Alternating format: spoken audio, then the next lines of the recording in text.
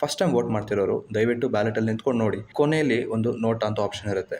NOTA ಅಂದರೆ none of the above, ಅಂದರೆ ಮೇಲ್ಗಡೆ ಯಾರೇ ಕ್ಯಾಂಡಿಡೇಟ್ ಇರೋರು ಅರ್ಹತಿಲ್ಲ ನನಗೆ ನನ್ನ ಕಾನ್ಸ್ಟಿಟ್ಯೂಯೆನ್ಸಿಗೆ. ಬಟ್ ಎಲ್ಲಿ ತನಕ ಇದು ಇಂಡಿಯಾಲಿ ವರ್ಕೌಟ್ ಆಗುತ್ತೆ ಯೋಚನೆ ಮಾಡೋಣ.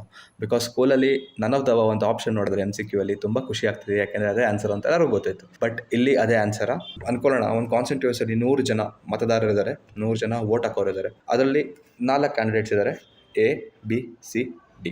ಮತ್ತು ಅದು ಬಿಟ್ಟರೆ ನೋಟಾ. ನೀವೇ ಅಂದ್ಕೊಂಡಿರ್ತೀರ 50 ವೋಟ್ ಮೇಲಿಂದ ಬಂದರೆ, ಇಲ್ಲ 50% ಮೇಲ್ಗಡೆ ಬಂದರೆ ನೋಟಾ ಅನ್ನೋರು ಮೆಜಾರಿಟಿ ಬರುತ್ತೆ. ನೋಟಾ ಅನ್ನೋದು ಮೆಜಾರಿಟಿ ಬಂದರೆ ನಮ್ಮದು ಕಾನ್ಸ್ಟಿಟ್ಯೂಯೆನ್ಸಿಲಿರೋ ಯಾರ್ಯಾರು ಇರ್ತಾರೆ ಕ್ಯಾಂಡಿಡೇಟ್ಸ್ ಅವ್ರನ್ನ ಚೇಂಜ್ ಮಾಡ್ತಾರೆ ಅಂತ. ತಪ್ಪು. ನೋಟಾ ಯಾವಾಗ ವರ್ಕ್ ಆಗೋದು ಅಂದರೆ ಎಲ್ಲ 100ಕ್ಕೆ 100 ವೋಟು ನೋಟಾಗೆ ಬಿಡಬೇಕು. ಆವಾಗ ಮಾತ್ರ ಎಲೆಕ್ಷನ್ಸು ಮತ್ತು ಕ್ಯಾಂಡಿಡೇಟ್ ಚೇಂಜ್ ಆಗೋದು. ಸೊ ಅಕಸ್ಮಾತ್ ಅಂದ್ಕೊಡಿ 50 ಜನ ನೋಟಾ ಸೆಲೆಕ್ಟ್ ಮಾಡಿದ್ರು, ಇನ್ನು 14 ಜನ ಎಗೆ, 13 ಜನ ಬಿಗೆ, 12 ಜನ ಸಿಗೆ, 11 ಜನ ಡಿಗೆ ಹಾಕಿದ್ರೆ ಅದರಲ್ಲಿ ಹೈಯೆಸ್ಟ್ ಯಾರು ಬಂದಿರುತ್ತೆ ಮೆಜಾರಿಟಿ ಅಲ್ಲ 14 ಎ, ಅವರು ಸೆಲೆಕ್ಟ್ ಆಗ್ತಾರೆ ಕ್ಯಾಂಡಿಡೇಟ್. ದಯವಿಟ್ಟು ನೋಡಿ ವೋಟ್ ಮಾಡಿ. ಇಲ್ಲಾಂದರೆ ಇಡೀ ಆ ಕಾನ್ಸ್ಟಿಟ್ಯೂಯೆನ್ಸಿ ಅವರು ಮಾತಾಡ್ಬಿಟ್ಟು ನೋಟಾ ಹಾಕಬೇಕು. ಬಟ್ ಅದು ಪಾಸಿಬಲಾ ಅಲ್ವಾ, ನೀವು ಯೋಚನೆ ಮಾಡಿ. ಧನ್ಯವಾದಗಳು.